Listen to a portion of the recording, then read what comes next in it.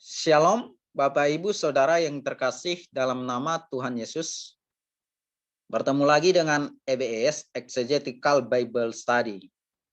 Video ini adalah video keempat berisi tanggapan sekaligus kritik keras EBS terhadap tafsiran Ibu Rita Wahyu tentang Matius pasal 1 ayat 20 yang telah beliau muat dalam sarapan pagi biblikal, di mana di sana dia menegaskan bahwa anak yang ada dalam kandungan Maria itu adalah Roh Kudus sendiri. Berarti bagi beliau, Yesus itu adalah Roh Kudus sendiri. Atau pribadi Yesus dan pribadi Roh Kudus itu adalah pribadi yang sama, satu pribadi saja. Nah, tafsiran ini dibangun oleh Ibu Rita berdasarkan penggunaan preposisi ek dalam frasa togar en autegeneten ek pneumatos estin hagio dalam Matius 1 ayat 20. Bu Rita mencoba menafsirkan preposisi ek ini sebagai of dalam bahasa Inggris, tapi dengan tujuan untuk menegaskan bahwa anak yang ada dalam kandungan Maria itu adalah Roh Kudus sendiri. Jadi dari sini kita paham bahwa tafsiran Ibu Rita mencoba mengfungsikan preposisi ek dalam frasa togar en autegeneten ek pneumatos estin hagio ini sebagai preposisi yang berfungsi menyatakan identitas siapa anak yang ada dalam kandungan itu, yaitu Roh Kudus sendiri. Oleh sebab itu, ini setara dengan kata adalah dalam bahasa Indonesia. Makanya dalam terjemahannya itu berbunyi begini, anak yang ada dalam kandungan Maria itu adalah Roh Kudus sendiri. Nah, kata adalah di sana terjemahan dari of dalam bahasa Inggris yang diterjemahkan dari preposisi ek ini. Jadi sekali lagi, preposisi ek di sini bagi Ibu Rita berfungsi sebagai preposisi yang menyatakan identitas anak yang ada dalam kandungan Maria itu. Maka pertanyaan yang tepat kalau sudah begini adalah siapa anak yang ada dalam kandungan Maria itu? Jawabannya adalah anak yang ada dalam kandungan Maria itu adalah Roh Kudus sendiri. Nah, dalam studi kontekstual ini, saya akan mencoba membuktikan apakah preposisi ek di sini berfungsi untuk menyatakan identitas seperti yang diusulkan oleh Bu Rita Wahyu atau tidak. Kemudian saya akan mencoba juga menjelaskan bagaimana studi konteks jauh apakah setuju dengan tafsiran Ibu Rita Wahyu bahwa Yesus itu adalah Roh Kudus sendiri. Anak yang ada dalam kandungan Maria itu adalah Roh Kudus sendiri. Atau Yesus dan Roh Kudus itu adalah pribadi yang satu atau yang sama. Berdasarkan teks-teks Injil Matius itu sendiri. Nah, sebelum Bapak Ibu menonton video ini, saya berharap terlebih dahulu menonton video yang pertama, yang kedua, dan yang ketiga yang telah saya buat tentang topik ini, supaya Bapak Ibu memiliki pemahaman yang komprehensif tentang masalah ini dari penjelasan-penjelasan EBS. Nah, perlu saya ingatkan bahwa dalam studi kontekstual ada dua hal yang penting untuk dipelajari atau yang perlu dilakukan, yakni konteks dekat dan konteks jauh. Nah, konteks dekat itu berbicara tentang 2 atau 3 sebelum dan sesudah atau setelah teks yang sedang diteliti atau dipelajari. Nah, karena saya sedang membahas Matius 1 ayat 20, saya sedang berbicara Matius 1 ayat 20, maka konteks dekatnya adalah 2 atau 3 paragraf sebelum atau setelah Matius 1 ayat 20. Nah, sedangkan konteks jauhnya adalah berbicara tentang seluruh isi Injil Matius, khususnya persoalan, khususnya yang berhubungan dengan persoalan atau masalah yang sedang dipelajari atau diteliti. Nah, karena masalah yang sedang kita teliti adalah mengenai Kristus dan Roh Kudus, maka itu yang akan nanti kita pelajari dalam studi konteks jauh. Nah, kita akan mulai dari konteks dekat.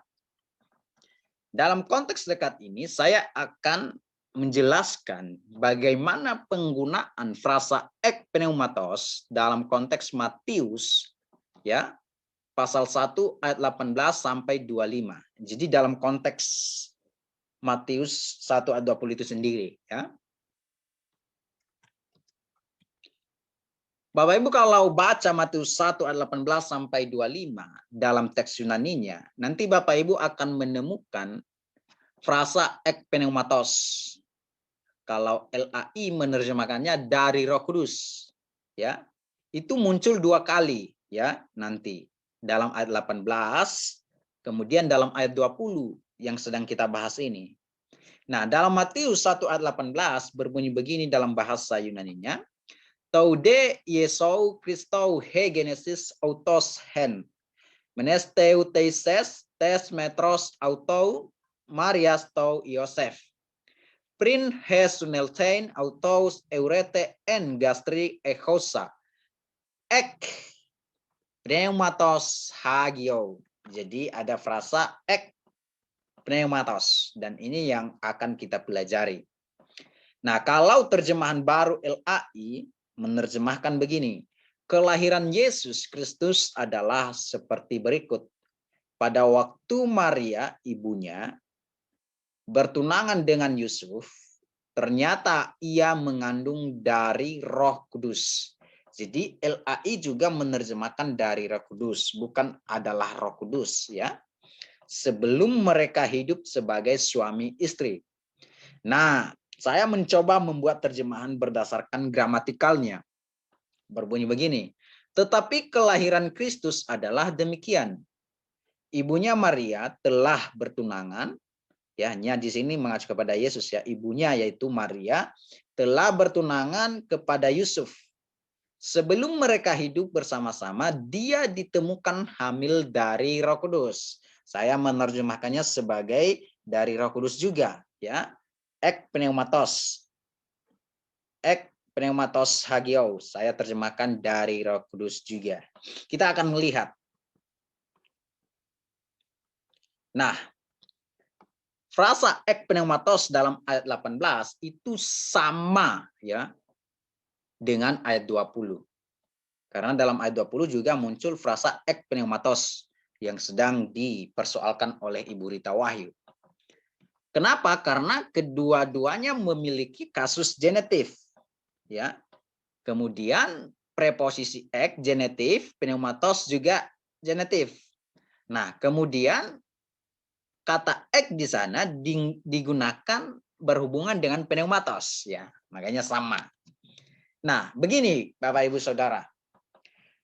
Kalau kita mengikuti tafsiran Ibu Rita terhadap preposisi ek, ya, dalam frasa ek pneumatos dalam Matius 1 ayat 20, yakni mencoba menerjemahkan preposisi ek tersebut sebagai of dalam bahasa Inggris, ya, seperti yang sudah saya jelaskan tadi, dengan tujuan menyatakan identitas, ya, mengfungsikannya sebagai preposisi yang menyatakan identitas, sepadan dengan kata adalah dalam bahasa Indonesia, ya.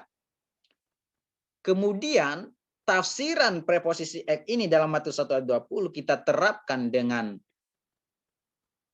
Matius 1 ayat 18 dalam frasa ek pneumatos, ya, dalam frasa yang sama, maka ayat 18 itu akan berbunyi begini, ya. Ibunya Maria telah bertunangan kepada Yusuf sebelum mereka hidup bersama-sama. dia ditemukan hamil adalah of. Kita terjemahkan of, kita ikuti tafsiran Ibu Rita Wahyu terhadap preposisi ek dalam Matius 1 ayat 20. Kita terjemahkan of dalam bahasa Inggris adalah dalam bahasa Indonesia karena berfungsi menyatakan identitas adalah Roh Kudus. Jadi kalau begini tafsirannya, ya, menerjemahkan preposisi ek, menafsirkan preposisi ek sebagai of atau adalah dalam bahasa Indonesia yang bertujuan menyatakan identitas, maka ayat 18 ini bermakna bahwa dia, maksudnya dia yang ditemukan hamil itu, yakni Maria, adalah Roh Kudus sendiri. Dan ini adalah tafsiran yang sangat sesat terhadap preposisi ek dalam penggunaannya dalam frasa ek pneumatos. Mengapa sesat? Karena kalau kita menerapkan preposisi ek ini seperti yang dipahami oleh Ibu Rita Wahyu dalam Matius 1 ayat 20 terhadap ayat 18, maka ini mengatakan bahwa Maria yang sedang hamil itu adalah Roh Kudus sendiri. Dan ini tidak masuk akal. Bagaimana mungkin Maria itu adalah Roh Kudus sendiri? Ingat ya, Maria itu manusia. Roh Kudus itu pribadi, salah satu pribadi dari Allah Tritunggal. Ya. Oleh sebab itu, preposisi ek dalam konteks Matius pasal 1 ayat 18 dan 20, ya, dalam frasa ek pneumatos yang sama, itu tidak bisa ditafsirkan atau diterjemahkan sebagai of. Dalam konteks fungsi menyatakan identitas. Seperti yang diusulkan oleh Ibu Rita Wahyu. Nah, begini Bapak Ibu.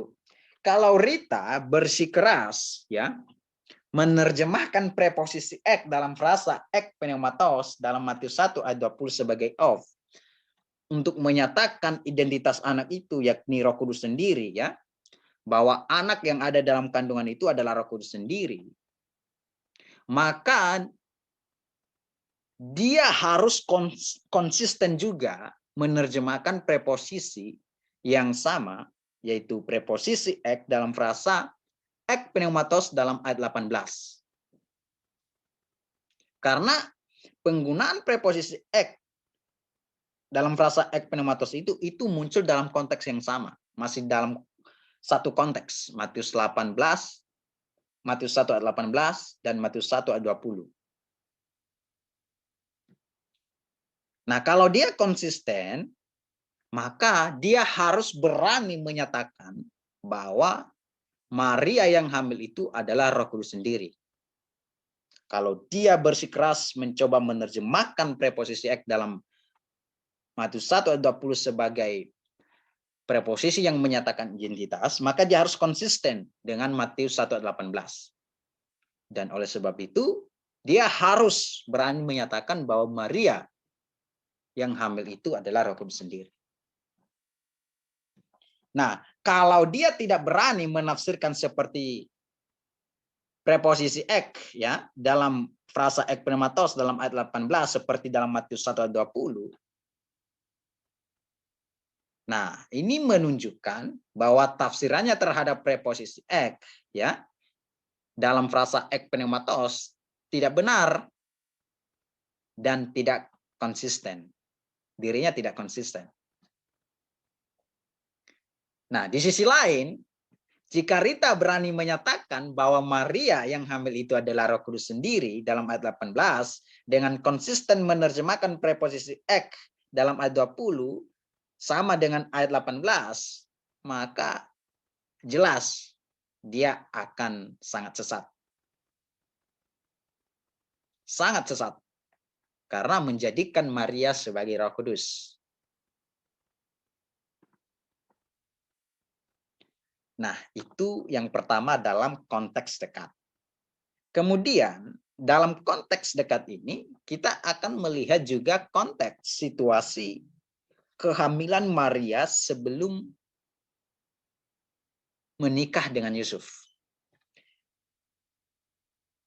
Ingat ya Bapak Ibu, kalau membaca Matius 1 ayat 18 sampai 25 ya, Matius 1 ayat 18 sampai 25 itu berbicara tentang kehamilan Maria sebelum menikah dengan Yusuf.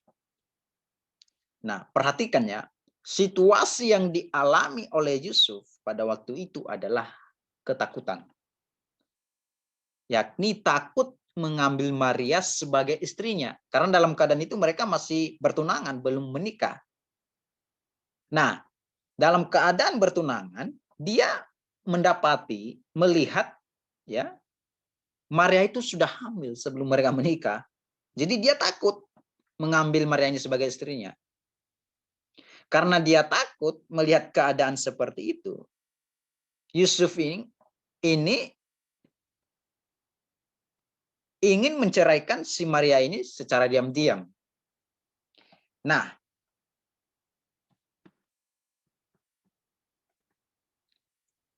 coba kita berpikir secara sederhana. Ketika Yusuf melihat Maria telah hamil sebelum mereka menikah, kira-kira apa yang ada dalam benak Yusuf selain menceraikan si Maria? Kira-kira pertanyaan yang muncul dalam benak Yusuf apa pada waktu itu? Saya kasih contoh. Misalnya saya bertunangan dengan seorang wanita. Katakan A. Kami sedang bertunangan, kami belum menikah, ya. Nah, dalam pertunangan kami, saya mendapatkan si A ini hamil. Nah, kira-kira apa pertanyaan yang ada di benak saya tentang kehamilan si A ini? Apakah saya bertanya, siapakah anak yang ada dalam kandungan Maria itu? Atau saya bertanya, siapa yang membuat si A ini hamil? Atau dari mana anak yang ada dalam kandungan si A ini? Atau siapa penyebab kehamilan si A ini? Kira-kira apa pertanyaan yang tepat?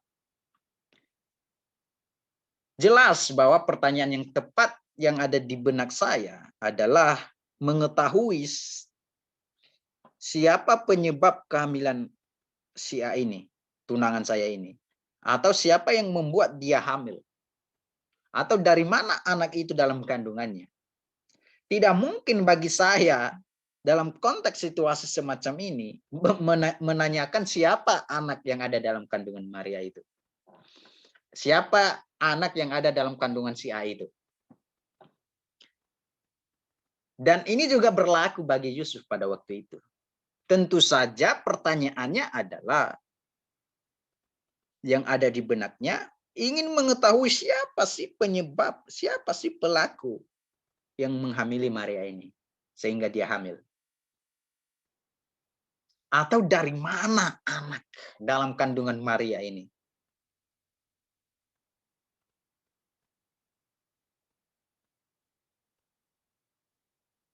Atau anak siapa di dalam kandungan Maria ini? Atau mengapa sih Maria ini hamil? Siapa penyebabnya? Tidak mungkin bagi Yusuf bertanya, siapa sih anak yang ada dalam kandungan Maria itu? Karena ini tidak perlu dia tahu anak itu siapa sih di dalamnya. Nanti dia tahu kalau sudah keluar. Kalau masih dalam kandungan tidak perlu dicari tahu siapa anak itu. Nah, pertanyaan ini pertanyaan ini juga menentukan kita dalam menafsirkan preposisi ek dalam Matius 1 ayat 20. Dalam frasa togar naut geneten ek pneumatos estin hagio. Mengapa? Karena togar naut geneten ek pneumatos estin hagio ini adalah merupakan jawaban dari ketakutan Yusuf. Dari pertanyaan-pertanyaan yang ada dalam benaknya. Nah, kalau kita ya, kalau preposisi ek diterjemahkan sebagai dari atau keluar dari, menyatakan sumber atau asal anak dalam kandungan Maria itu, maka ini menjawab pertanyaan kebingungan Yusuf, ketakutan Yusuf. Dari mana anak itu dalam kandungan Maria? Atau siapa sih pelaku? Siapa yang membuat Maria ini hamil?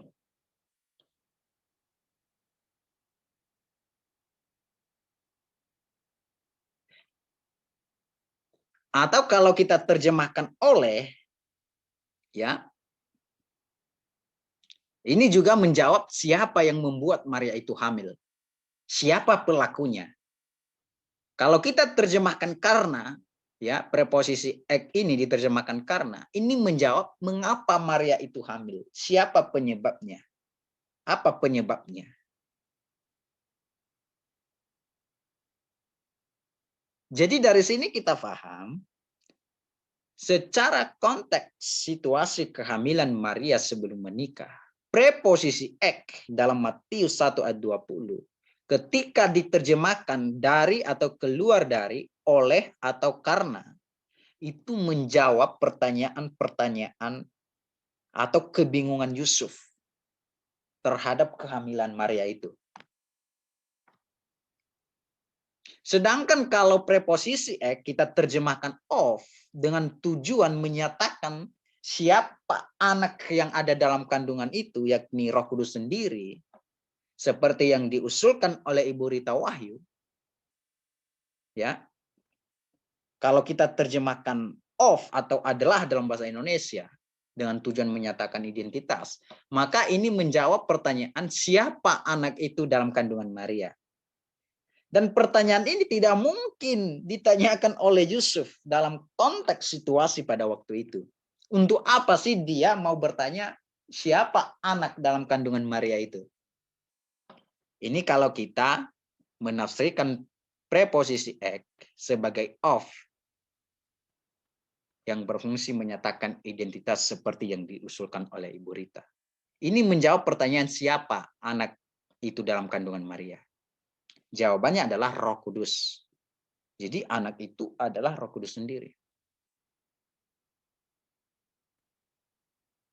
Nah, pertanyaan ini tidak berhubungan atau tidak menjawab situasi kebingungan Yusuf atas kehamilan Maria itu. Ini yang perlu kita perhatikan.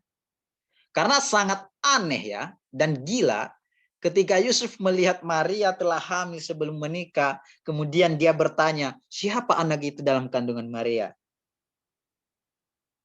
Karena itu tidak terlalu penting ya dalam situasi semacam itu.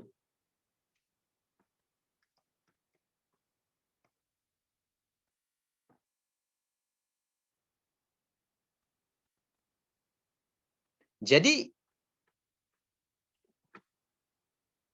tafsiran Ibu Rita Wahyu terhadap preposisi ek dengan dia menerjemahkan sebagai of yang berfungsi menyatakan identitas anak itu sebagai Roh Kudus, itu tidak berhubungan dan tidak menjawab kebingungan Yusuf atas kehamilan Maria itu.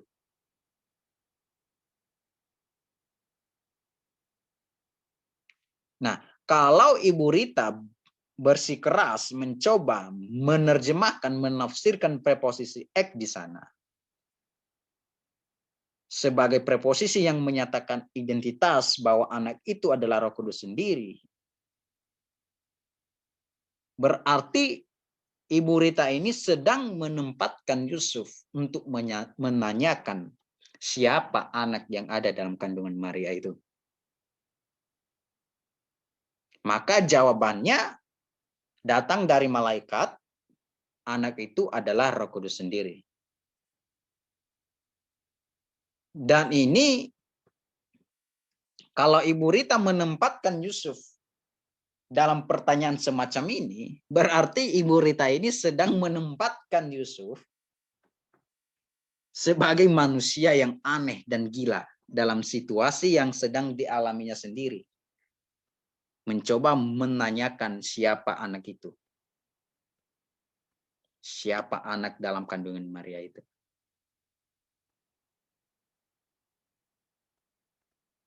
Dan saya tegaskan bahwa tidak mungkin bagi Yusuf untuk bertanya dalam keadaan seperti itu, menanyakan siapa anak yang ada dalam kandungan itu. Lalu malaikat datang kepadanya, anak itu adalah Roh Kudus sendiri. Dan ini tidak mungkin. Yang pasti dan yang benar adalah Yusuf bertanya, siapa pelaku yang membuat Maria itu hamil? Atau siapa penyebab yang membuat Maria itu hamil? Dan pertanyaan ini sangat berhubungan dengan situasi yang dialaminya. Dan pertanyaan ini juga menunjukkan bahwa preposisi ek di sana harus ditafsirkan sebagai dari atau keluar dari yang menyatakan sumber, bisa juga oleh yang menyatakan pelaku, kemudian bisa juga karena yang menyatakan penyebab. Jadi menarik ya, dari konteks situasi ini kita paham, ternyata preposisi ek ini tidak hanya bermakna tunggal, tapi bisa diterjemahkan untuk menyatakan sumber, asal, menyatakan pelaku, dan menyatakan penyebab. Dan ini sesuai dengan konteks.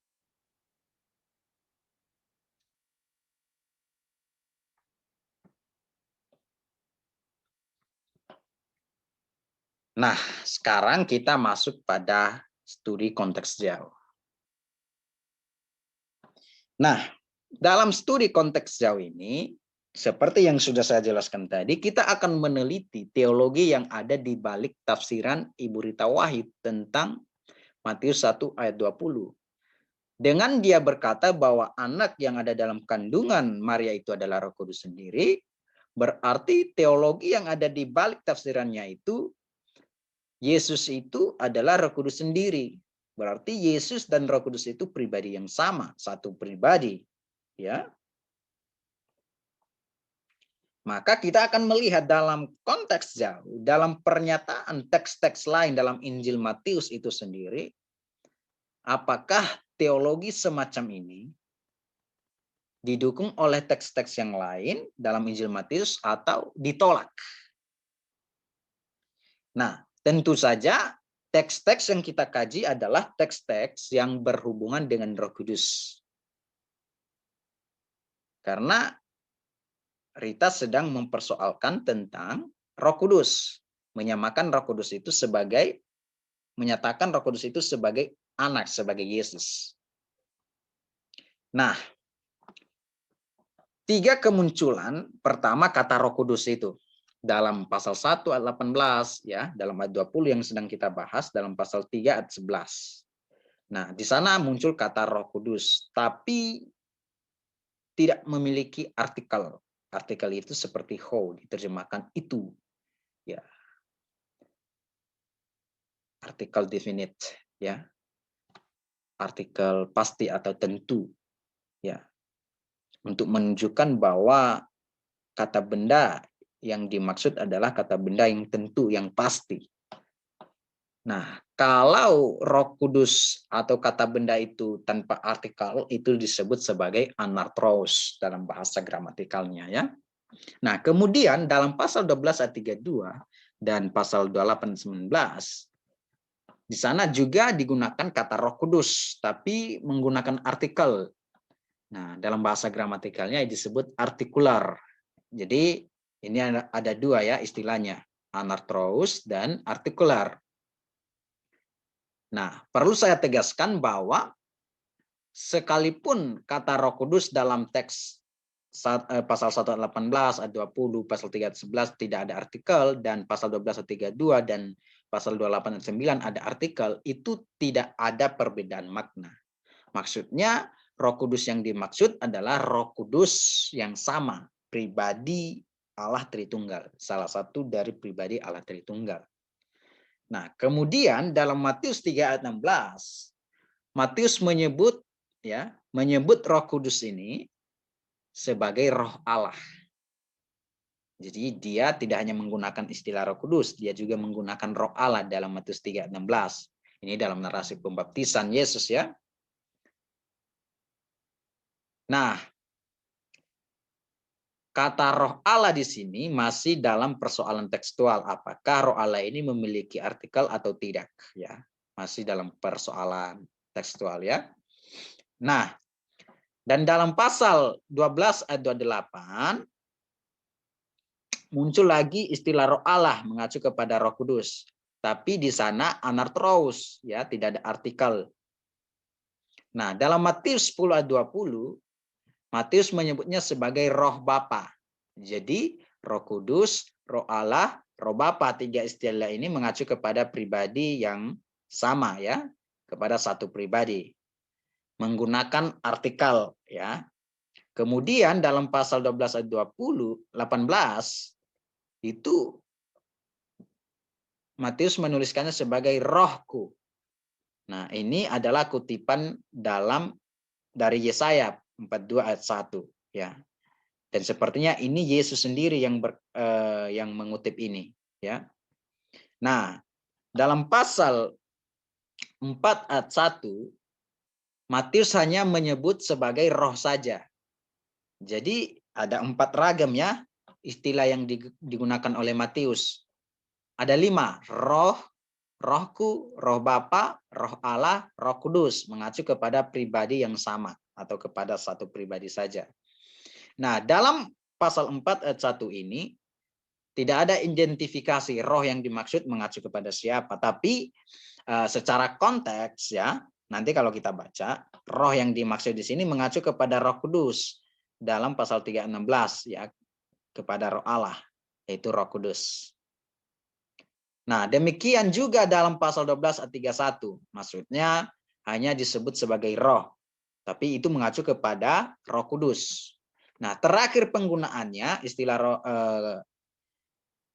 Roh Kudus itu dalam pasal 22 ayat 43. Ya. Dalam ketika Yesus bertanya kepada ahli-ahli Taurat di Yerusalem tentang Daud. Yesus berkata bahwa Daud berbicara ya di bawah pimpinan roh. Nah, ini digunakan istilah roh saja tanpa artikel. Dan pasal 22 ayat 43 ini merupakan kutipan atau mengacu pada Mazmur 110 ayat 1 ya. Nah, kita sudah tahu penggunaan istilah untuk Roh Kudus dalam Injil Matius. Disebut Roh Kudus, Roh Allah, Roh Bapa, Rohku, ya, roh saja, dan ini mengacu kepada pribadi yang sama atau satu pribadi, yaitu pribadi Roh Kudus. Nah, sekarang kita akan melihat bagaimana teologi ajaran Matius sendiri tentang Roh Kudus itu. Kemudian kita akan membandingkan dengan teologi yang ada di balik tafsiran Ibu Rita Wahyu tadi. Ingat ya, teologinya yang ada di balik tafsirannya terhadap Matius 1 ayat 20 menyamakan Kristus sebagai Roh Kudus. Artinya, dia berkata bahwa Yesus itu adalah Roh Kudus sendiri. Jadi pribadi Roh Kudus dan Yesus itu pribadi yang sama, satu pribadi saja. Nah, ingat ya, Injil Matius itu ditulis oleh Matius, ya, salah satu dari ke-12 Rasul Kristus. Sebelum dia jadi rasul, pekerjaannya adalah pemungut cukai. Nah, mengenai persoalan apakah benar Matius ini yang menulis Injil Matius, di sini tidak akan dibahas, ya. Nah, dalam bagian ini saya akan menjelaskan bagaimana ajaran atau teologi Rasul Matius sendiri tentang Roh Kudus berdasarkan Injil yang dia tulis sendiri, berdasarkan Injil Matius. Tujuannya apa? Untuk melihat apakah Matius memiliki teologi tentang Roh Kudus seperti yang diusulkan oleh Rita Wahyu, di mana dia menganggap bahwa Yesus itu adalah Roh Kudus sendiri. Apakah Matius setuju seperti itu atau tidak? Ya. Nah, pertama, kita akan melihat dalam Matius 3 ayat 16. Teksnya begini. Sesudah dibaptis, Yesus segera keluar dari air. Dan pada waktu itu juga langit terbuka dan ia melihat Roh Allah seperti burung merpati turun ke atasnya. Nah, perhatikan ya Bapak Ibu, Matius 3 ayat 13 sampai 17 itu adalah narasi atau kisah tentang pembaptisan Yesus oleh Yohanes Pembaptis. Kemudian dicatat oleh Rasul Matius. Jadi peristiwa itu terjadi, kemudian baru dicatat oleh Rasul Matius. Nah, Matius mencatat begini, setelah Yesus keluar dari air, pada waktu itu juga langit terbuka. Jadi langit terbuka, dan Yesus melihat Roh Allah, ya. Ini ia melihat Roh Allah seperti burung merpati turun ke atasnya, turun ke atas Yesus. Nah, perhatikan Matius menyebutnya sebagai Roh Allah. Tadi saya sudah jelaskan ya. Nah, Roh Allah yang dimaksud mengacu kepada Roh Kudus. Itu perlu diperhatikan. Nah, menarik ya. Dalam narasi ini ada 3 pribadi yang dicatat oleh Matius yang hadir secara bersama-sama di waktu yang sama di tempat yang sama, yakni di Sungai Yordan.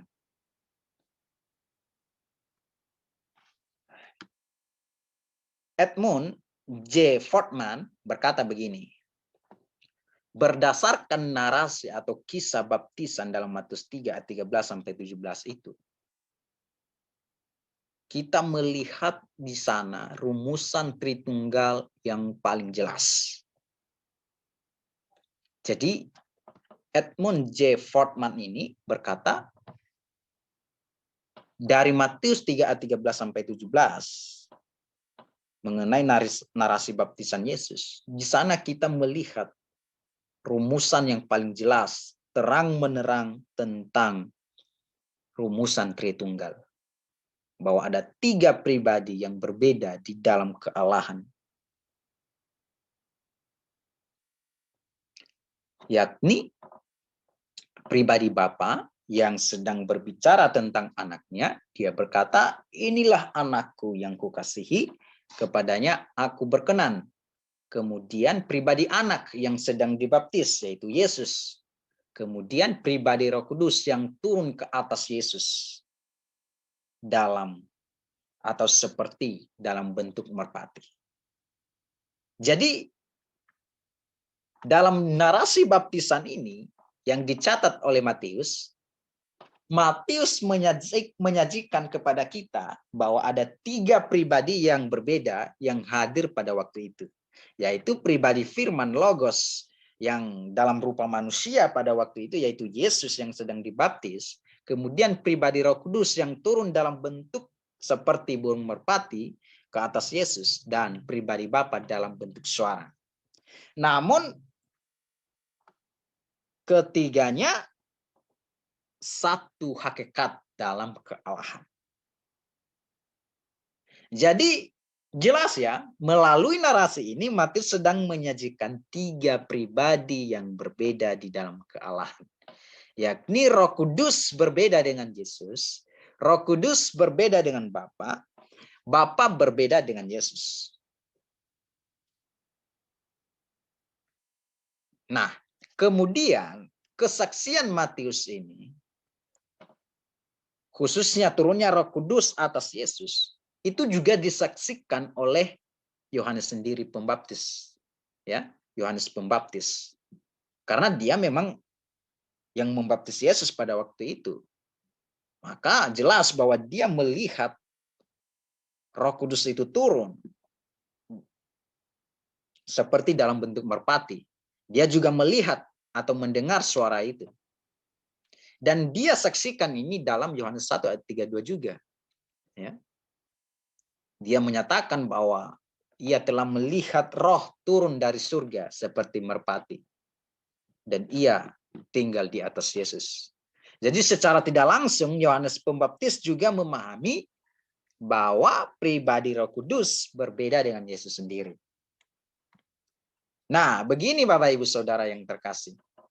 Kalau kita mengikuti tafsiran Ibu Rita Wahyu dengan menyatakan bahwa Yesus itu adalah Roh Kudus sendiri, ya. Masih ingat ya, teologi di balik tafsiran Ibu Rita Wahyu menyatakan anak yang ada dalam kandungan Maria itu adalah Roh Kudus, adalah menyamakan Yesus dengan Roh Kudus atau menyatakan Yesus dan Roh Kudus itu pribadi yang sama, satu pribadi saja. Ya. Maka dari Matius 1 ayat 20 dan Matius 3 ayat 13 sampai 17 yang sudah kita bahas, itu ada beberapa kesimpulan, ya. Kalau kita mengatakan atau mengikuti tafsiran Ibu Rita Wahyu dalam Matius 1 ayat 20 bahwa Yesus itu adalah Roh Kudus, lalu kita membandingkan dengan Matius 3 ayat 13 sampai 17, maka ada beberapa kesimpulan.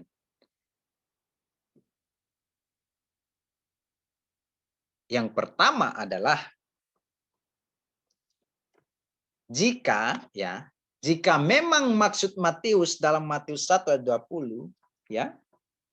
Jika Matius dalam Matius 1 ayat 20 ingin menyatakan bahwa Yesus itu adalah Roh Kudus sendiri, maka hal ini sangat kontradiksi dengan kesaksiannya sendiri dalam Matius 3 ayat 13 sampai 17.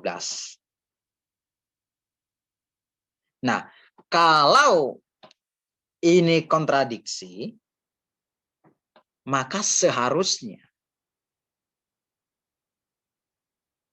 Injil Matius ini tidak layak dijadikan sebagai kanon dalam Alkitab.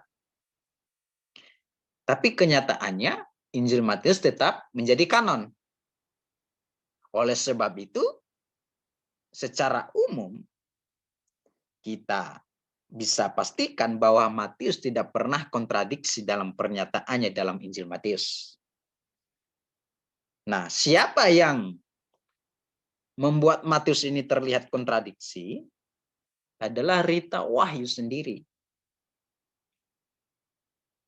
Jadi Rita Wahyu mencoba memahami Matius 1 ayat 20 bahwa Yesus itu adalah Roh Kudus. Kemudian Matius berkata dalam Matius 3 ayat 13 sampai 17 bahwa Roh Kudus berbeda dengan Yesus. Jadi Rita Wahyu ini mencoba mengkontradiksikan pernyataan Matius sendiri.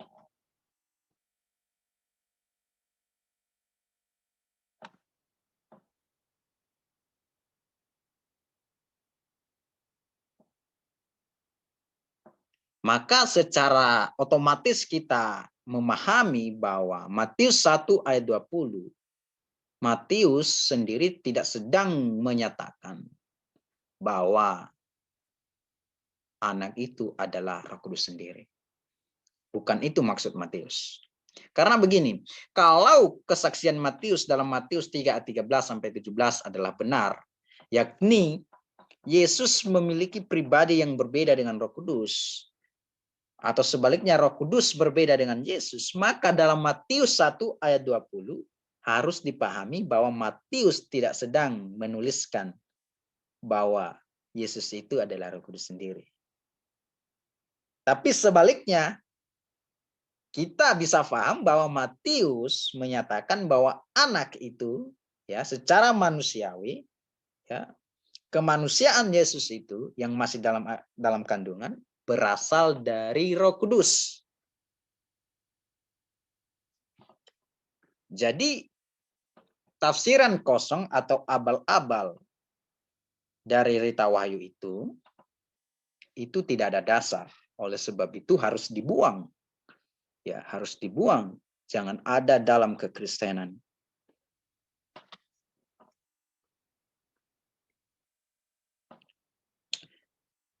Atau begini, jika Yesus itu adalah Roh Kudus itu sendiri, seperti yang diusulkan oleh Rita Wahyu, berdasarkan Matius 1 ayat 20, berarti dari Matius 1 ayat 20 itu Roh Kudus sudah menjadi manusia, yaitu menjadi anak, ya, menjadi Yesus. Nah, pertanyaannya sekarang begini, siapa pribadi yang disaksikan oleh Matius dan Yohanes Pembaptis yang datang dari surga seperti dalam bentuk merpati itu ketika Yesus dibaptis? Ini pertanyaannya. Kalau Rita bersikeras bahwa anak itu adalah Roh Kudus sendiri, berarti Roh Kudus itu sudah menjadi anak. Kemudian pertanyaannya adalah siapa pribadi yang disaksikan oleh Matius dan Yohanes Pembaptis yang datang dari surga dalam bentuk merpati yang tinggal di atas Yesus. Ingat ya, di sana Matius menggunakan istilah roh Bapa, ya. Nah, kalau Rita Wahyu menjawab bahwa pribadi itu adalah Roh Kudus, nah, kan dia berkata tadi dalam Matius 1:20 bahwa Roh Kudus itu sudah menjadi anak.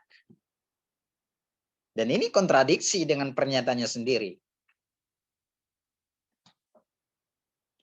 Nah,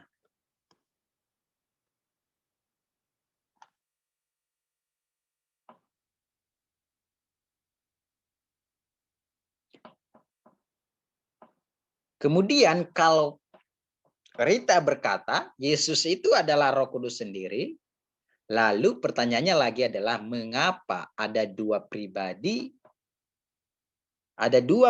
Yesus pada waktu itu? Satu yang sedang dibaptis, yang satunya seperti bentuk merpati yang datang dari surga. Mengapa ada dua pribadi Yesus pada waktu itu?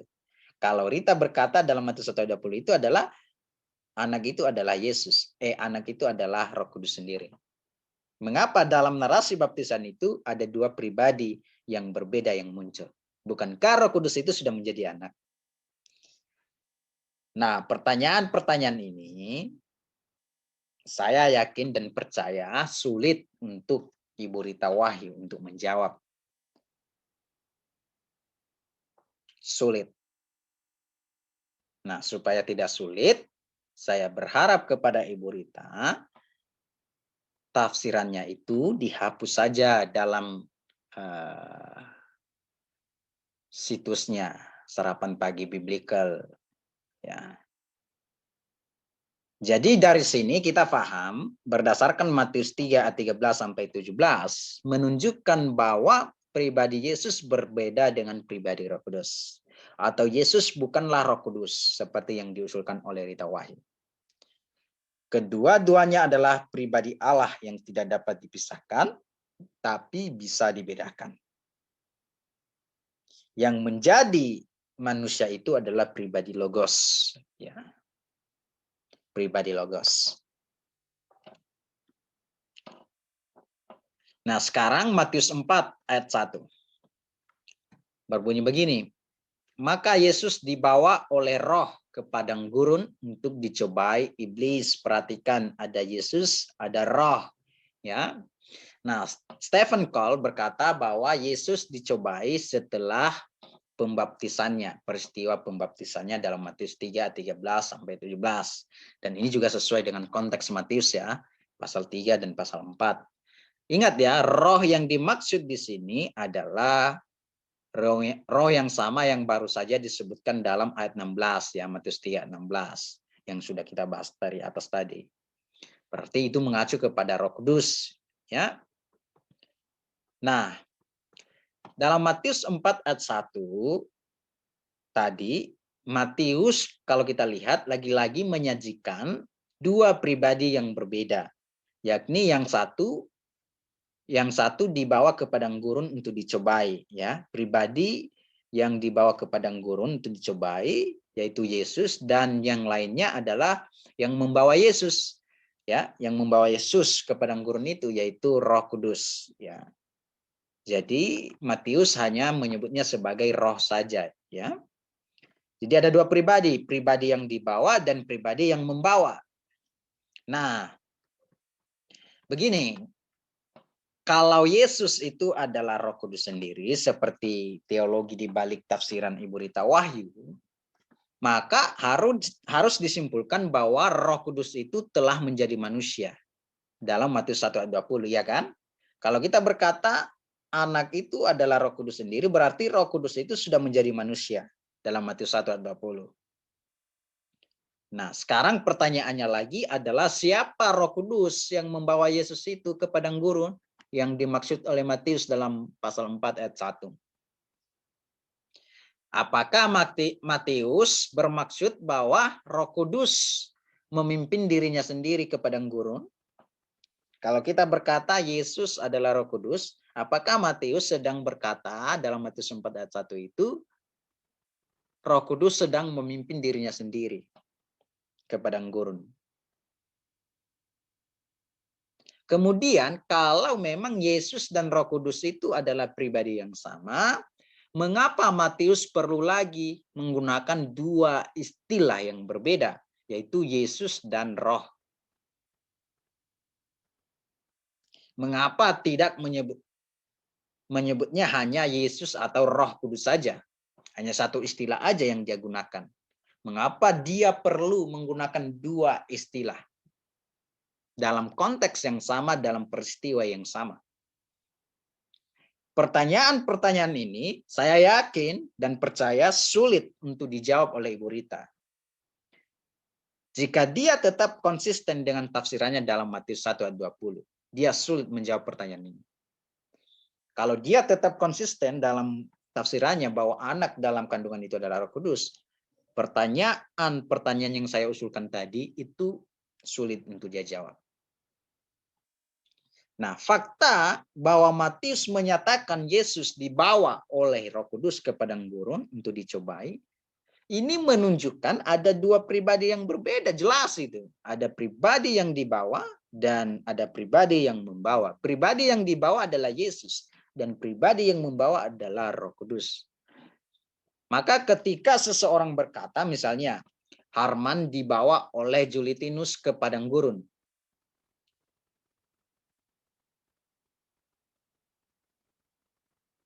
Lalu kita menganggap bahwa Harman ini adalah Julitinus sendiri. Ini kan kacau. Jelas bahwa Harman ini bukan Julitinus. Sebaliknya Julitinus di sini bukan Harman. Keduanya berbeda. Demikian juga dalam pernyataan Matius, Yesus dibawa oleh Roh. Jelas bahwa Yesus berbeda dengan Roh. Roh bukan Yesus, Yesus bukan Roh. Ya, dalam konteks ini.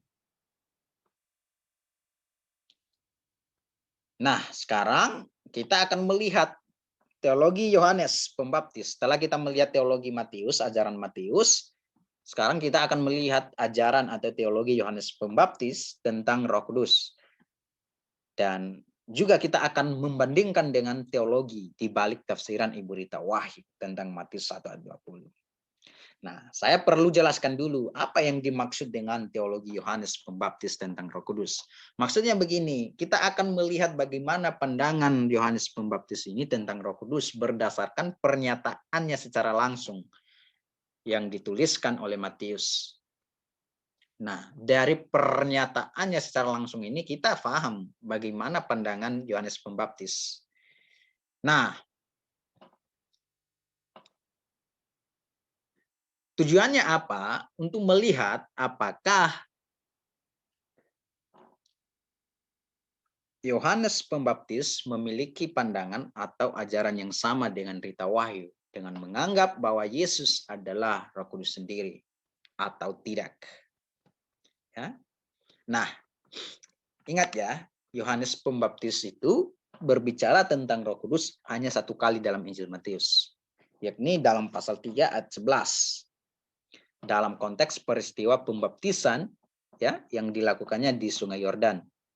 Teks itu berbunyi begini, Aku membaptis kamu dengan air sebagai tanda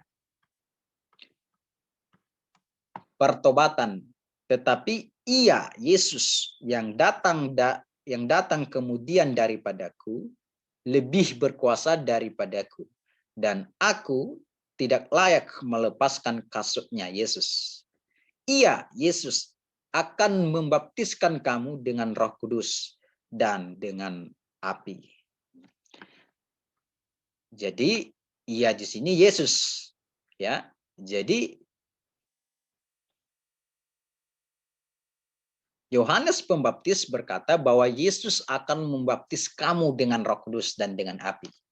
Nah, di sini saya tidak akan menjelaskan apa arti baptisan dengan api ini ya, atau apa arti baptisan dengan Roh Kudus saya tidak perlu jelaskan di sini ya. Nanti di tempat lain atau di video lain saya akan jelaskan. Nah, ada hal yang menarik di sini dalam pernyataan Yohanes Pembaptis ini. Ketika dia berkata, ia akan membaptis kamu dengan Roh Kudus. Yang menarik di sini adalah apa arti kata dengan di sini. Nah, di sini kita akan melihat, ya, saya akan jelaskan di sini. Nah, kata dengan dalam terjemahan baru LAI yang digunakan dalam frasa dengan Roh Kudus, ya, Matius 3:11 tadi, itu diterjemahkan dari preposisi Yunani en. Dan en ini biasanya umumnya diterjemahkan di atau di dalam atau di dalam, ya. Tapi sekalipun terjemahannya di dalam secara umum, tapi ketika itu digunakan dalam Alkitab, kita harus melihat konteksnya, konteks penggunaannya untuk melihat arti yang sebenarnya, arti yang sesuai dengan konteks itu. Nah, saya mengutip Robertson, ya. Robertson ini adalah salah seorang ahli gramatikal Perjanjian Baru, ya. Dia menyatakan bahwa preposisi en dalam Matius 3 ayat 11 mungkin bukan contoh penggunaan instrumen, ya, sarana. Namun hal itu satu fakta di mana ada cukup banyak contoh preposisi itu harus dipahami sebagai instrumen. Mengapa? Karena preposisi en ini sebenarnya ini adalah menunjukkan lokasi, tempat, ya.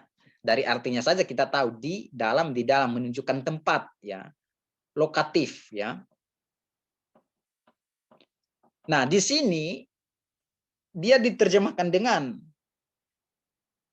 dengan ini adalah preposisi yang menunjukkan instrumen. Makanya Robertson ini berkata ini adalah contoh yang penggunaan instrumen yang tidak baik. Tapi apa boleh buat? Memang ada banyak contoh yang seperti itu di mana N difungsikan sebagai instrumen, sebagai sarana. Ya. Nah, kemudian Daniel B. Wallace, ini juga salah seorang ahli gramatikal, ya, cukup baik dalam memahami persoalan semacam ini, maksudnya semacam preposisi N ini dalam konteks seperti ini, ya. Wallace mengatakan begini, ketika preposisi N ditambah atau plus kata benda datif, ingat ya datif, ya, preposisi tersebut digunakan untuk mengekspresikan atau mengungkapkan agensi. Nah, apa itu agensi? Nanti saya akan jelaskan. Dan kata benda datif tidak harus personal. Maksudnya tidak harus pribadi. Misalnya Harman itu pribadi. Bisa impersonal, ya. Bisa kata benda atau kata apalah. Nah, itu impersonal. Tetapi kata benda datif ini juga bisa menjadi agen yang melakukan tindakan tersebut. Nah, dari sini kita paham, Bapak Ibu, bahwa preposisi en yang diterjemahkan dengan ini berhubungan dengan kata roh. Dan ingat ya, kata roh di sini dalam konteks ini itu kasusnya datif. Berarti Roh Kudus ini sebagai datif agensi. Yakni menyatakan, ya, preposisi en ini menyatakan bahwa Roh Kudus ini sebagai agen Kristus dalam membaptis.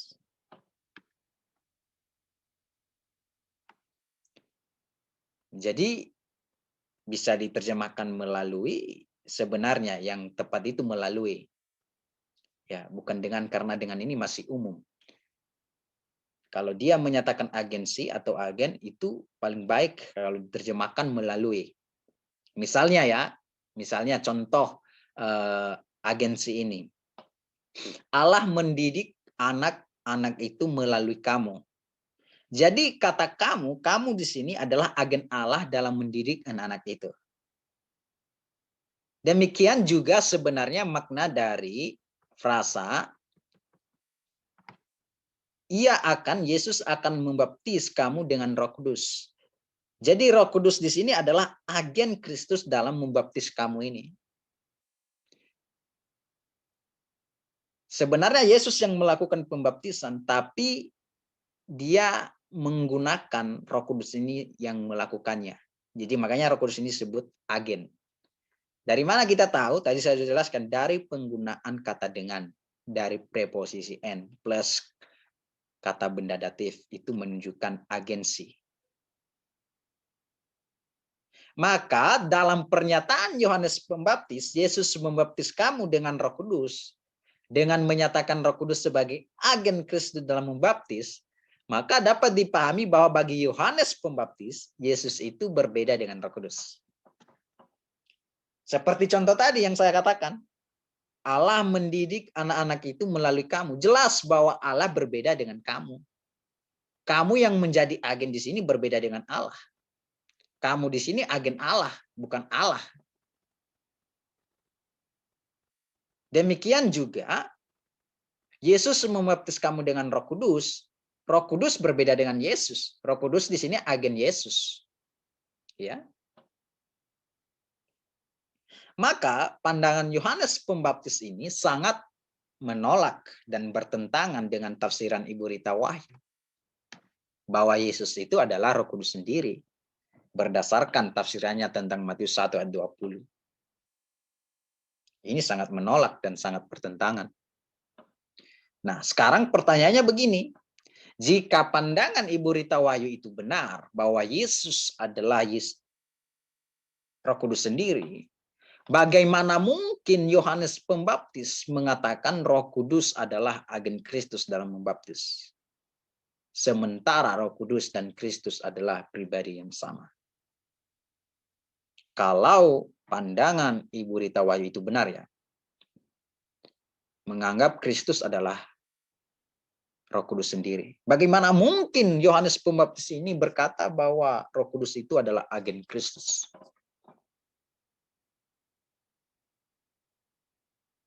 Nah, jika Yohanes Pembaptis yang salah dengan mengatakan bahwa Roh Kudus itu agen Kristus bukan pribadi yang sama, pertanyaannya begini, adakah Rita Wahyu lebih dekat dan pernah bertemu dengan Yesus secara fisik seperti Yohanes Pembaptis? Ini pertanyaannya. Karena ingat ya, Yohanes Pembaptis itu bertemu dengan Yesus, berbicara dengan Yesus, membaptis Yesus malah.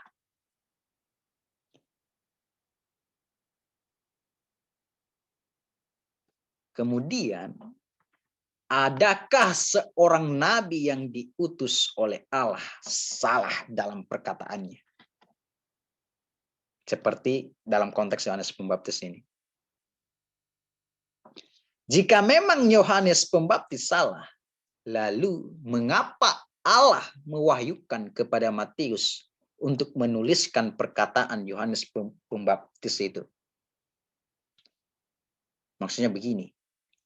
Kalau pernyataan Yohanes Pembaptis mengatakan bahwa Roh Kudus itu agen Kristus dalam membaptis, itu salah. Mengapa Allah ini mewahyukan kepada si penulis yaitu Matius untuk menuliskan perkataan itu? Sudah tahu-tahu salah kok. Mengapa diwahyukan menjadikan firman Tuhan? Dari logika pertanyaan semacam ini jelas bahwa bukan Yohanes Pembaptis yang keliru dalam memahami tentang Roh Kudus dan Yesus. Tetapi Rita Wahyu lah yang terlalu bangga mengeluarkan tafsirannya yang abal-abal itu. Tanpa mempertimbangkan harmonisasi seluruh teks-teks dalam Injil Matius itu sendiri. Khususnya tentang ajaran Roh Kudus dan Yesus.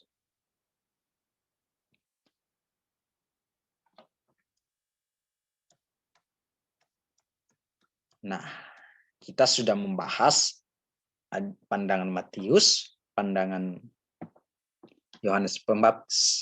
Sekarang kita masuk pada pernyataan Tuhan Yesus sendiri tentang Roh Kudus. Kita akan melihat bagaimana pandangan ajaran Yesus tentang Roh Kudus sendiri. Lalu kita mencoba membandingkannya nanti dengan teologi yang ada di balik tafsiran Ibu Rita Wahyu. Lagi-lagi saya tekankan bahwa teologi yang ada di balik tafsiran Ibu Rita Wahyu terhadap Matius 1 ayat 20 adalah menganggap Yesus dan Roh Kudus adalah pribadi yang sama atau satu pribadi. Jadi Roh Kudus itu sudah menjadi manusia, yaitu menjadi Yesus. Nah, yang dimaksud oleh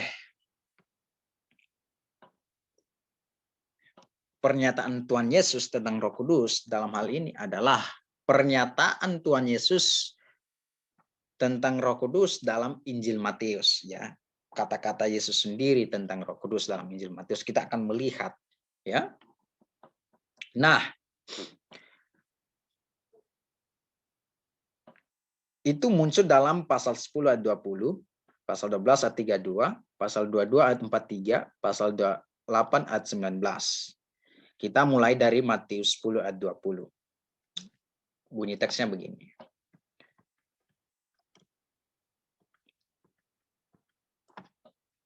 Karena bukan kamu yang berkata-kata, melainkan roh Bapamu.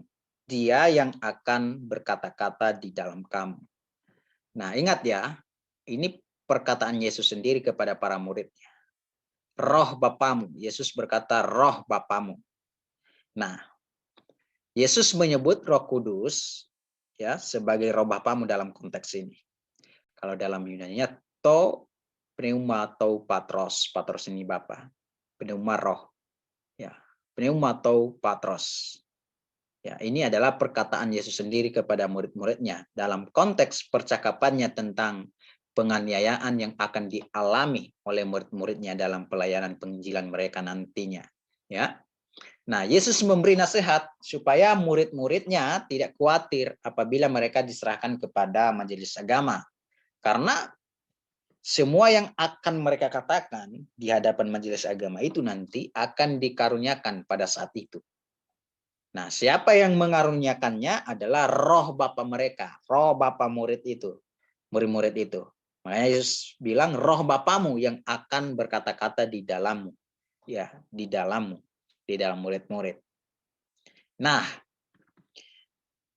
sekali lagi saya tegaskan bahwa Yesus menyebut Roh Kudus dalam konteks ini sebagai roh Bapa. Ya.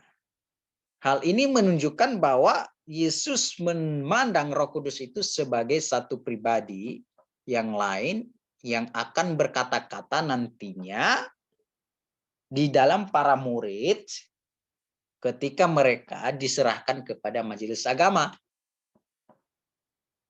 Ya. Ketika Yesus berkata, jangan khawatir, nanti roh Bapamu yang akan berkata-kata, berarti dalam pandangan Yesus, roh Bapamu ini, Roh Kudus ini adalah pribadi yang lain yang akan berkata-kata kepada murid ketika mereka diserahkan kepada majelis agama atau dianiaya.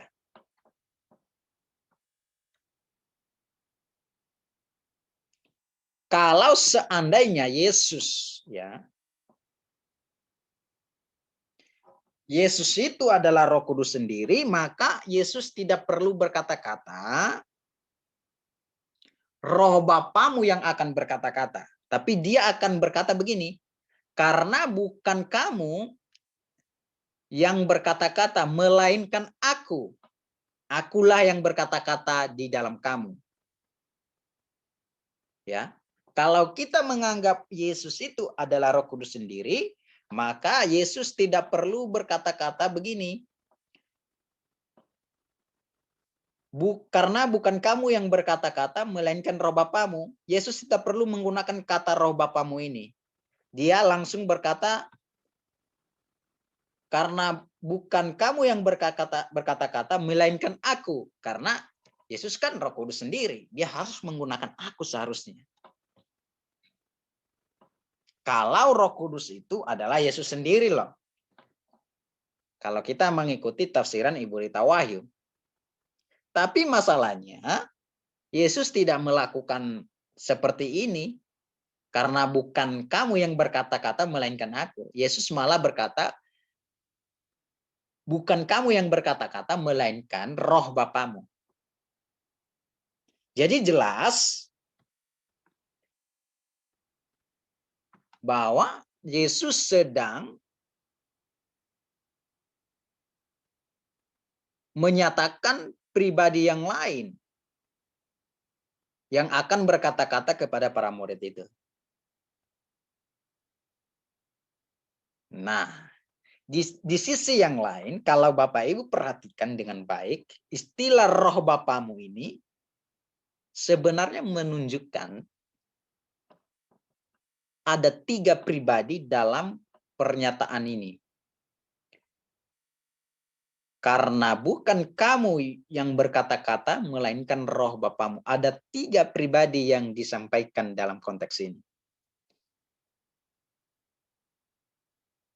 Pribadi kealahan. Yakni Yesus yang sedang berbicara. Ini kan perkataan Yesus. Jadi ada pribadi Yesus yang sedang berbicara. Lalu ada pribadi Roh Kudus disebut roh Bapamu. Itu roh Bapamu, Roh Kudus yang akan berbicara kepada murid nantinya. Yang berkata-kata kepada murid di saat mereka dianiaya nanti dalam penginjilan. Lalu ada kata Bapa. Dalam frasa roh Bapamu ada kata Bapa. Yaitu Bapa para murid. Allah Bapa. Jadi secara tidak langsung dalam konteks ini menunjukkan ada 3 pribadi lah yang berbeda. Ada pribadi yang sedang berbicara yaitu Yesus. Ada pribadi yang sedang dibicarakan oleh Yesus yang akan berkata-kata nanti kepada para murid yaitu roh Bapamu. Lalu ada kata Bapa yang mengacu kepada pribadi Bapa. Karena ini juga ditegaskan oleh penggunaan kata ganti orang kedua. Perhatikan mu di sini, orang kedua ini. Ini benar-benar menegaskan bahwa Bapamu di sini berbeda dengan roh, ya. Tapi roh ini disebut roh Bapamu. Saya kasih contoh sederhana. Harman berkata, istri Bapamu yang akan berkata-kata kepadamu. Berarti ada pribadi Harman yang sedang berkata, yang sedang berkata-kata. Lalu ada kata istri, istri Bapamu. Ada pribadi istri. Nah, Bapamu di sini jelas berbeda dengan istri, ya toh? Berbeda dengan istri. Jadi ada 3 pribadi kan? Harman, istri, dan Bapamu. Dan 3 pribadi ini berbeda. Demikian juga ketika Yesus berkata, karena bukan kamu yang berkata-kata, melainkan roh Bapamu, ada pribadi Yesus yang sedang berkata-kata, ada roh yang sedang ditunjuk oleh Yesus, lalu ada Bapamu. Jadi ada 3 pribadi yang berbeda. Yesus berbeda dengan roh, Yesus berbeda dengan Bapa, Bapa berbeda dengan roh. Sekalipun istilah roh Bapamu ini digunakan untuk pribadi Roh Kudus. Ya, sekalipun istilah istri Bapamu ini ya mengacu kepada istri ya Bapamu ini, tapi istri dan Bapamu ini berbeda. Jadi dari Matius 10 ayat 20 ini kita paham Yesus sedang membicarakan pribadi yang lain. Itu Roh Kudus. Oleh sebab itu Yesus, dalam pandangan Yesus, Roh Kudus itu pribadi yang lain yang berbeda dengan dirinya. Dia tidak pernah menyadari bahwa dirinya ini adalah Roh Kudus sendiri. Tidak mungkin bagi Yesus berbicara pribadi yang lain kalau dia sadar bahwa Roh Kudus itu dirinya sendiri. Kalau kita mengikuti tafsiran Ibu Rita Wahyu. Nah, kalau kita mengikuti alur penafsiran Rita Wahyu mengenai Matius 1 ayat 20 dengan menyatakan bahwa Yesus itu adalah Roh Kudus sendiri, berarti karena Roh Kudus itu juga disebut Roh Bapa dalam Matius 1 ayat 20, maka dapat disimpulkan bahwa bagi Rita, Yesus itu bisa juga disebut sebagai Roh Bapa dong. Ya kan? Kalau dia berkata anak itu, Yesus itu adalah Roh Kudus dalam Matius 1:20, lalu Matius 10:20 Roh Kudus itu disebut Roh Bapa, berarti Yesus itu bisa disebut Roh Bapa dong. Nah, jika demikian, maka pandangan ini sangat celaka. Mengapa sangat celaka? Karena Alkitab tidak pernah mencatat bahwa Yesus itu sebagai Roh Bapa. Alkitab hanya mencatat bahwa Yesus itu adalah anak Allah atau anak tunggal Bapa, bukan Roh Bapa. Roh Bapa hanya digunakan untuk Roh Kudus. Karena Roh Kudus memang berbeda dengan Yesus. Di sini kita benar-benar paham. Kemudian Matius 12 ayat 32. Teksnya begini. Apabila seorang mengucapkan sesuatu menentang anak manusia, ia akan diampuni. Tetapi jika ia menentang Roh Kudus, ia tidak akan diampuni. Di dunia ini tidak, dan di dunia yang akan datang pun tidak. Ini adalah perkataan Yesus, ya. Perkataan Yesus di saat dia setelah melakukan mukjizat, ya. Lalu ada orang-orang Farisi berkata bahwa itu adalah berasal dari kuasa iblis. Lalu Yesus mengeluarkan ucapan keras ini. Dia berkata, kalau ada orang mengucapkan sesuatu menentang anak manusia, dia masih diampuni. Tapi kalau menentang Roh Kudus, dia tidak akan diampuni. Baik sekarang maupun nanti di dunia yang akan datang. Nah, mengenai apa artinya menghujat Roh Kudus, saya tidak akan bahas di sini. Namun dalam teks ini sangat jelas ya bahwa Yesus membedakan pribadinya dengan pribadi Roh Kudus. Yesus menunjukkan perbedaan sifat penghujatan terhadap anak manusia, yaitu dirinya sendiri, dengan penghujatan terhadap pribadi Roh Kudus. Penghujatan terhadap diri Yesus itu masih diampuni, tapi penghujatan terhadap Roh Kudus itu tidak akan diampuni. Ya, ini perkataan Yesus sendiri. Nah, pembedaan ini sangat tegas untuk menyatakan bahwa Yesus bukanlah Roh Kudus atau Yesus itu sangat berbeda dengan Roh Kudus. Ya. Jadi Yesus sendiri membedakan sifat penghujatan terhadap dirinya dengan terhadap pribadi Roh Kudus. Berarti bagi Yesus Roh Kudus itu berbeda dengan dirinya.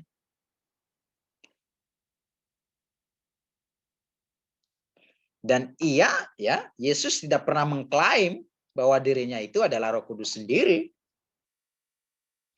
Maka dari sini kita paham bahwa pandangan Yesus, ajaran Yesus tentang dirinya sendiri dan tentang Roh Kudus itu berbeda dengan teologi yang ada di balik tafsiran Ibu Rita Wahyu dalam Matius 1:20.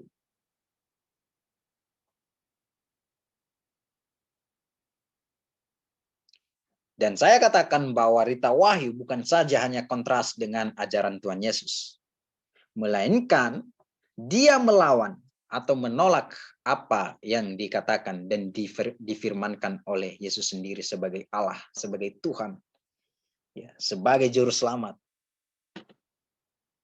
Nah, sekarang adalah pilihan di tangan kita. Apakah kita mempercayai apa yang Yesus katakan, yang adalah Tuhan, atau kita menjunjung tinggi Rita Wahyu yang adalah hanya seorang manusia biasa, yang seharusnya perlu belajar lagi kepada Yesus, bukan kepada manusia, ya.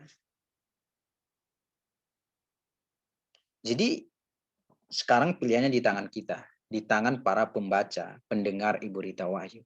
Apakah kita mempercayai apa yang Yesus katakan, yang adalah Tuhan dan Juru Selamat kita, atau kita menjunjung tinggi atau mempercayai apa yang diajarkan oleh Rita Wahyu, khususnya Matius 1:20 itu. Dan saya ingatkan, ya, dengan sangat hormat kepada Ibu Rita Wahyu, Silahkan belajar lagi kepada Yesus. Bagaimana caranya? Lewat firman-Nya. Pelajari baik-baik. Ya. Nah, kemudian Matius 28 ayat 19. Ya, ini teks yang sangat terkenal dan ini sering disebut sebagai amanat agung ya. Berbunyi begini. Karena itu pergilah, jadikanlah semua bangsa muridku dan baptislah mereka dalam nama Bapa dan Anak dan Roh Kudus. Nah, ingat ya, kata nama di sini dari bahasa Yunani, honoma. Honoma ya. Nah, bentuknya singular, tunggal. Bukan jamak ya. Tunggal itu satu. Kalau jamak itu lebih dari satu, bisa dua, bisa banyak ya. Kalau dia jamak, dia tidak dituliskan nama, tapi nama-nama. Karena dia tunggal, maka dituliskan hanya nama saja. Nama Bapa dan Anak dan Roh Kudus. Jadi tiga ini Bapa, Anak dan Roh Kudus, nama ketiga pribadi untuk Allah Tritunggal. Ya. Atau sebutanlah paling tepatnya ya, Bapa, Anak dan Roh Kudus. Ya, ini sebutan untuk tiga pribadi Allah Tritunggal. Bukan nama ya. Maaf. Nah, ini menegaskan karena ini singular, seharusnya kan dia menyebut tiga pribadi, Bapa, Anak dan Roh Kudus. Seharusnya dia harus pakai jamak, nama-nama, ya nama Bapa dan nama Anak dan nama Roh Kudus. Tapi dia hanya menggunakan nama saja, singular.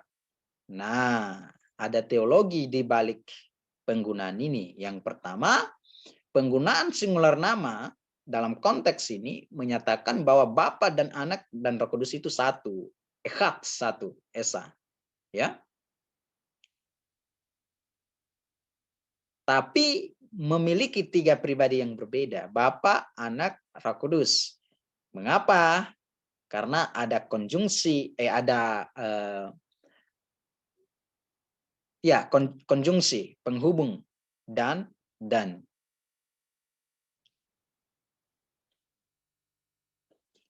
Bapa, Anak, dan Roh Kudus. Penggunaan konjungsi dan kai di sini menyatakan bahwa Bapa, Anak, dan Roh Kudus ini sejajar dan setara.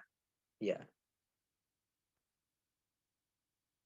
Sama dalam status, dalam kedudukan.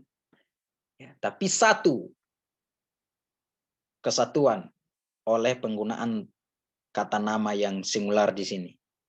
Ya. Nah, dengan Yesus menyebut Bapa, Anak, dan Roh Kudus, dari sini secara terang-menerang Yesus sedang menyatakan ada tiga pribadi yang berbeda. Namun sejajar, sama, ya, sehakikat. Tidak ada yang lebih tinggi, tidak ada yang lebih rendah. Maka jelas bahwa Yesus sangat membedakan dirinya dengan Roh Kudus. Dirinya adalah anak. Dia membedakan dirinya dengan Roh Kudus.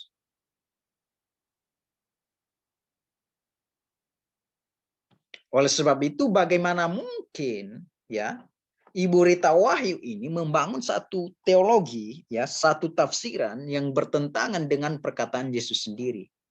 Bagaimana mungkin dia berkata bahwa Yesus itu adalah Roh Kudus sendiri? Pertanyaannya kan begini, adakah Rita Wahyu ini lebih besar daripada Yesus yang adalah Tuhan? Adakah Rita Wahyu ini lebih paham tentang tiga pribadi ini daripada Yesus? Jelas kalau saya disuruh pilih, saya lebih baik mempercayai perkataan Yesus daripada mempercayai tafsiran Ibu Rita Wahyu yang abal-abal itu, yang hanya menyesatkan, melawan, ya, menentang ajaran Yesus. Nah, sekarang kita akan masuk bagaimana pernyataan Allah Bapa sendiri. Jadi, kita sudah melihat pandangan Matius, pandangan Yohanes Pembaptis, pandangan Tuhan Yesus. Sekarang pandangan Allah Bapa, pernyataan Allah Bapa tentang Roh Kudus. Lalu kita bandingkan dengan berita wahyu. Nah, lihat ya. Maksudnya pernyataan Allah Bapa ini adalah pernyataan yang diucapkan langsung oleh Allah Bapa. Ya, tentang Roh Kudus. Nah, ini muncul dalam Matius 12:18. Berbunyi begini, lihatlah itu hambaku yang kupilih, yang kukasihi, yang kepadanya jiwaku berkenan. Aku akan menaruh rohku ke atasnya, dan ia akan memaklumkan hukum kepada bangsa-bangsa. Nah, teks Matius 12:18 ini adalah penggenapan dari nubuat dalam Yesaya 42 ini. Ya, 42. Kalau nggak salah. Ayat 1. Dalam Yesaya 42 ayat 1 itu berbunyi begini, aku telah menaruh rohku ke atasnya. Ya. Nah, dalam konteks Yesaya 42 ayat 1, yang berbicara di sana adalah Bapa. Yang berbicara kepada Yesaya adalah pribadi Bapa, ya, Allah Bapa. Nah, sedangkan hambaku dalam konteks Yesaya itu mengacu kepada Yesus Kristus sebagai pemenuhan nubuat. Ya, hambaku. Jadi hambaku ini digenapi di dalam Yesus karena Yesus mengutip Yesus sendiri yang mengucapkan, yang mengutip nubuat dari Yesaya 42 ayat 1 ini. Kemudian baik dalam Yesaya, ya, Allah Bapa berkata, aku telah menaruh rohku ke atasnya, ya. Ada kata roh di sana. Demikian juga dalam Matius 12 ayat 18, Yesus mengutip dengan berkata menaruh rohku ke atasnya, tapi di sini pakai roh kecil, ya. Kata R-nya kecil. Tapi ini mengacu kepada pribadi Kristus, ya. Nah, dari sini kita paham bahwa Bapa sendiri, ya, dalam konteks Yesaya 42 ayat 1 yang dikutip oleh Yesus dalam Matius 12 ayat 18. Dari sini kita paham bahwa dalam ajaran Bapa, ya, dalam pernyataan Allah Bapa ini menyatakan dengan jelas bahwa rohnya, ya, rohku, roh Bapa itu dia taruh ke atas Yesus, ke atas hambanya, ya. Oleh sebab itu rohnya Bapa ini berbeda dengan Yesus, berbeda dengan hamba.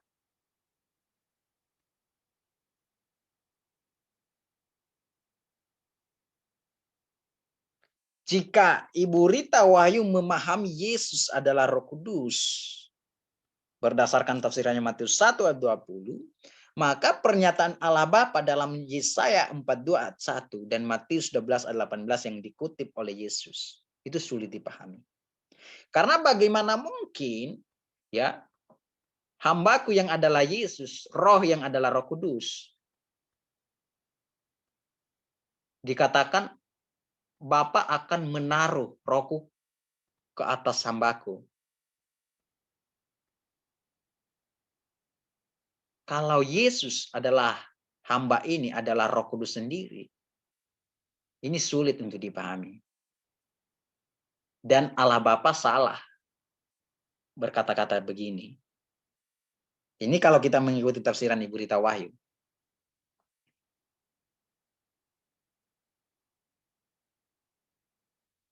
Nah, sesungguhnya yang keliru adalah Ibu Rita Wahyu, bukan Allah Bapa. Karena tidak ada satupun manusia di muka bumi ini, tidak ada satupun ciptaan di muka bumi ini yang berani menyatakan Allah Bapa itu salah. Dan memang Allah Bapa itu tidak salah, tidak pernah salah. Dia benar dalam setiap perkataannya. Maka ketika dia berkata, aku akan menaruh rohku ke atas hambaku, itu berarti rohnya itu berbeda dengan hambanya. Hambanya ini adalah Yesus yang digenapi dalam Matius 11 ayat 18.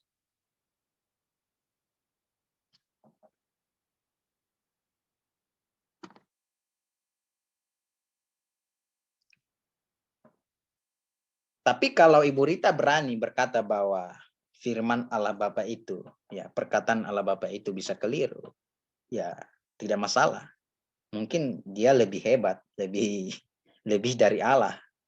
Kalau dia berkata bahwa Yesus itu adalah Roh Kudus sendiri atau Roh Kudus itu adalah Yesus sendiri.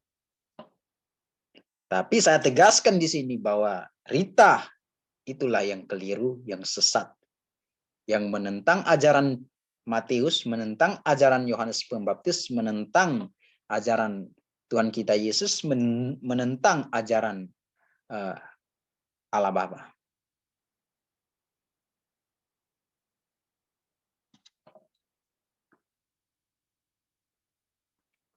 Nah, kita sudah selesai memahami konteks dekat dan konteks jauh. Sekarang kesimpulannya. Secara konteks dekat, ditinjau dari sisi penggunaan preposisi ek berhubungan dengan kata kerja genau, melahirkan, memperanakan, mengandung dalam konteks Matius 1 ayat 18-25. Ya. Juga secara konteks jauh dalam Matius 19 ayat 12. Preposisi ek tersebut harus ditafsirkan sebagai preposisi yang menyatakan sumber atau asal seorang anak yang sedang dikandung di dalam Maria itu. Dan mengenai Matius 19 ayat 12 ya, itu saya sudah bahas di video yang ketiga. Jadi Bapak Ibu silakan tonton video yang ketiga. Saya tegaskan bahwa tidak ada bukti secara kontekstual, baik konteks dekat maupun konteks jauh dalam Injil Matius, di mana preposisi ek berhubungan dengan konteks genau, kelahiran, memperanakan, mengandung, harus ditafsirkan sebagai of dalam konteks fungsi untuk menyatakan identitas yang sepadan dengan kata adalah dalam bahasa Indonesia seperti yang diusulkan oleh Tawai. Itu tidak ada dasar. Nah, kemudian ditinjau dari sisi situasi yang dialami oleh Yusuf pada waktu itu, Matius 1 ayat 18 sampai 25.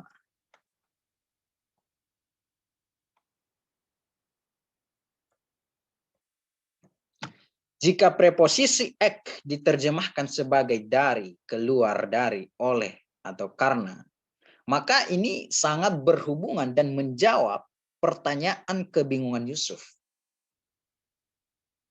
dalam keadaan waktu itu.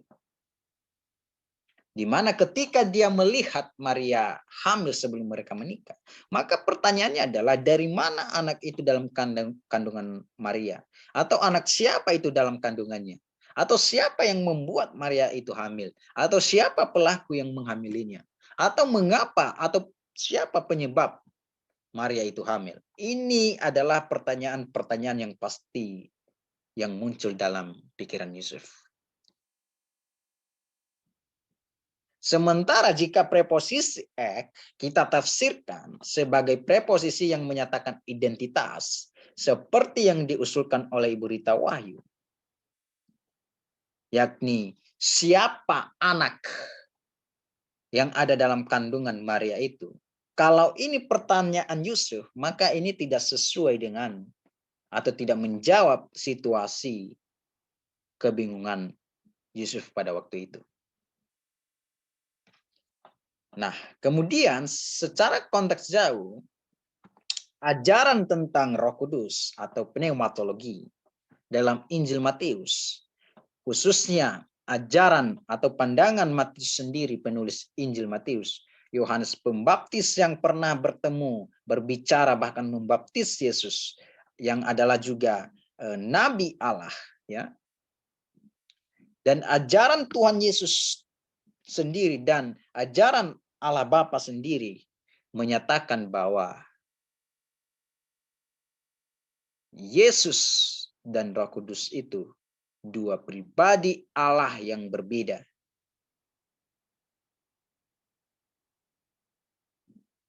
Dan ini sangat tidak sesuai dan kontradiksi dengan tafsiran Ibu Rita Wahyu tentang Matius 1 ayat 20 yang menyatakan Yesus itu adalah Roh Kudus sendiri.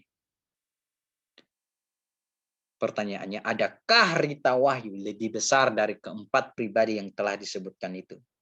Dia lebih besar dari Matius, lebih tahu dari Matius. Adakah dia lebih tahu daripada Yohanes Pembaptis? Apakah dia lebih tahu daripada Tuhan Yesus? Apakah dia lebih benar daripada Allah Bapa? Sehingga ia berani menyatakan sesuatu yang tidak sesuai dengan ajaran atau firman Tuhan Yesus atau firman Allah Bapa.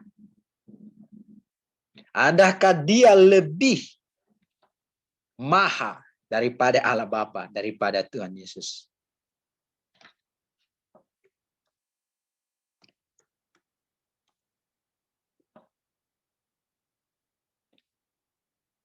Kalau memang Matius 1 ayat 20 benar-benar menyatakan bahwa Yesus itu adalah Roh Kudus sendiri seperti yang diusulkan oleh Ibu Rita Wahyu, maka jelas bahwa ini sangat kontras atau kontradiksi dengan teks-teks yang lain dalam Injil Matius seperti yang sudah saya jelaskan tadi, di mana teks-teks yang lain menyatakan bahwa Roh Kudus itu berbeda dengan Yesus.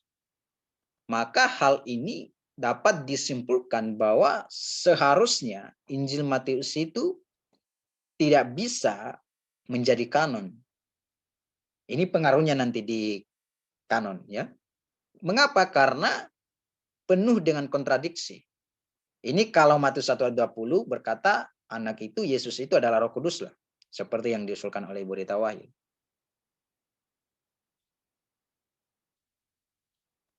Karena masih ingat ya, syarat kitab itu dikanonkan menjadi kanon Alkitab adalah salah satunya isinya harus harmonisasi sesuai dengan teks-teks yang lain dalam Injil itu sendiri maupun dalam kitab-kitab yang lain. Tidak boleh kontradiksi. Ya.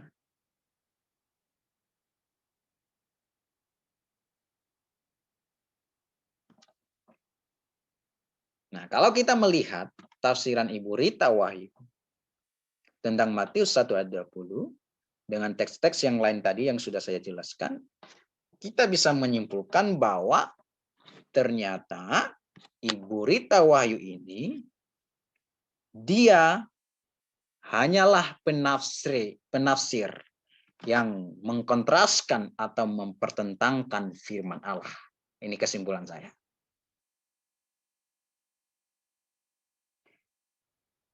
Terima kasih Bapak Ibu. Semoga penjelasan saya mengenai Matius 1 ayat 20 khususnya preposisi ek di sana dan apakah Yesus adalah Roh Kudus adalah Yesus dalam Injil Matius bisa memberkati Bapak Ibu dan menjawab pergumulan atau masalah yang ada di pikiran Bapak Ibu tentang topik ini. Terima kasih. Tuhan Yesus memberkati.